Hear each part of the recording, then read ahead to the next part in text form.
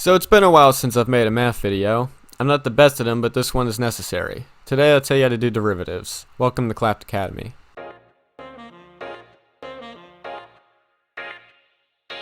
So what is a derivative? Well, it's basically the only thing new about calculus. To find a derivative, basically just start removing things all willy-nilly. For example, if we have x squared, we take the derivative to get 2x. Now you may just be thinking, we just need to move the exponent down. Wrong. You do that, then subtract 1 from the exponent and put it back. So x cubed is 3x squared. Now what about the derivative of that? Well, that would be 6x. Just multiply whatever you're putting in front by whatever is already there. And you do that for each term in polynomials too. It's really easy. So the trinomial 4x squared minus 8x plus 12 would become 8x minus 8. If there isn't a variable, then it just disappears. If the exponent of the variable becomes 0, then the variable becomes a 1.